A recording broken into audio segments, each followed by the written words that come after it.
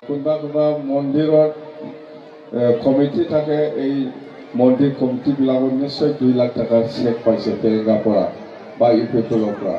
সি ভাবি আছে, মনে মনে ৰাখি আছে যে ভিতৰত এই চেকটো, এই চেকত পইচা নাই, কিন্তু ভাবি আছে যে 2 লাখ টকা মই পাম বুলি, কিন্তু পইচা নাই ইয়াত, পইচা নাই ইয়াত। কোনোবা মছজিদৰ লিডাৰসকলেও হয়তো নিশ্চয় পাইছে, নকয় না চুপচাপ থাকে। 2 লাখ টাকা আছে, কোনোবা ভিতৰত আৰামছে বাক্সত ৰাখি আছে 2 মাস পরে পাবো বলে, কিন্তু ইয়াত পয়সা নাই, লাভ নাই, জিরো মুঠতে ইয়াত পয়সা নাই। 2 মাস পরে পয়সা পাওয়া কি চেক, চেকের নামটা কি? 2 মাস পরে চেক 2 লাখ টাকা, এই চেকের নামটা কি? ব্যাংকের নামটা কি?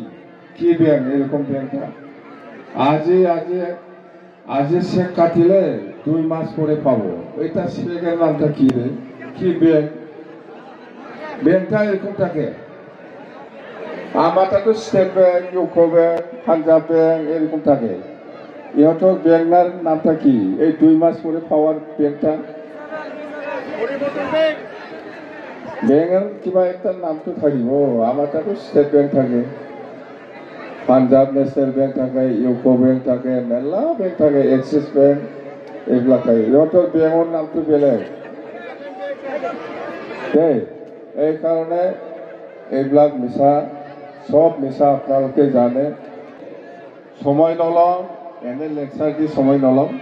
মই বাৰে বাৰে কম, আমাৰ লিডাৰসকলে, বিশেষ দলৰ লিডাৰসকলে যি কথা প্ৰচাৰ কৰিছে, এই প্ৰচাৰ কৰা কথাবিলাক সঁচা সঁচা কথাই প্ৰচাৰ কৰিছে, এইটো বিশ্বাসত ৰাখক। আৰু আগন্তুক যিটো 22 ছেপ্টেম্বৰত ইলেকশ্যন হ'ব, আপোনালোকে সবে আমাক সহায় কৰক। আমি যেনেকৈ কথা দিছে এনেকৈ আমি কাম কৰিম দেই। থেংক ইউ, ধন্যবাদ।